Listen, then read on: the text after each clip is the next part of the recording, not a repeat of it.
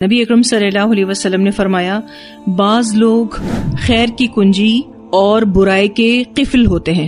خیر یعنی اچھائی کی کنجی ہوتے ہیں، یعنی وہ اچھائی کو پھیلاتے ہیں، اور وہ برائی کے قفل ہوتے ہیں، یعنی وہ برائی کو روکتے ہیں۔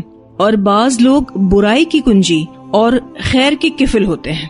تو اس شخص کے لیے خوشخبری ہے جس کے ہاتھ میں اللہ تعالیٰ نے خیر کی کنجیاں رکھ دی ہیں، اور اس شخص کے لیے ہلاکت ہے جس کے ہاتھ میں اللہ تعالیٰ نے شر کی کنجیاں رکھ دی ہیں۔ اسے ابن ماجہ نے روایت کیا ہے۔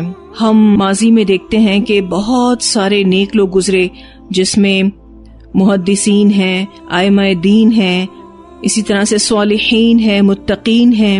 جو لوگ بھی ایسے لوگوں کی صحبت کو اپناتے ہیں وہ دین میں بہت آگے بڑھتے ہیں، نیکی میں بہت آگے بڑھتے ہیں، اور یہی لوگ خیر کی کنجیاں ہیں اور برائی کے قفل ہیں۔ چنانچہ جو شخص نیکی کی چابی والا ہوتا ہے، اللہ تعالیٰ اس کو توفیق دیتا ہے کہ وہ زیادہ سے زیادہ لوگوں کو نیکی کی طرف بلائے۔ ایسا آپ نے اپنے آس پاس بہت سارے لوگوں کو دیکھا ہوگا جو لوگوں کو نیکی کی طرف موٹیویٹ کرتے ہیں۔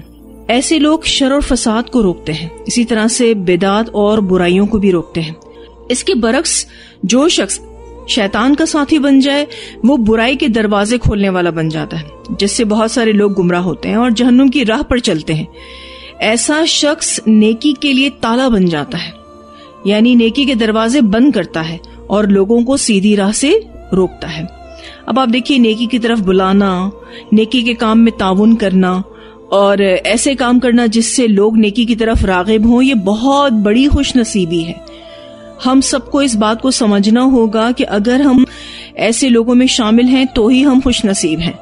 ہمارے نزدیک خوش نصیبی کی اور بہت ساری وجوہات ہو سکتی ہیں، لیکن یہ سب سے بڑی وجہ ہے کہ اگر آپ لوگوں کو نیکی کی طرف بلانے والے ہیں، اور اسپیشلی ایسے شخص کے پاس پاورز بھی ہوں، تو پھر آپ سوچیں وہ کتنا اچھے طریقے سے لوگوں کو نیکی کی طرف لا سکتا ہے۔ اس کے برعکس برائی کی طرف بلانا، گناہوں میں تعاون کرنا، لوگوں کو گناہوں کی طرف راغب کرنے کی کوشش کرنا، یہ obviously شیطان کی پیروی ہے، اور یہ بہت بڑی بد نصیبی ہے۔ ایسا شخص خود بھی جہنم کے راستے پر چل رہا ہے اور چلا بھی رہا ہے، اور اگر ایسے شخص کو پاورز مل جائیں تو وہ کتنا خطرناک ہوگا۔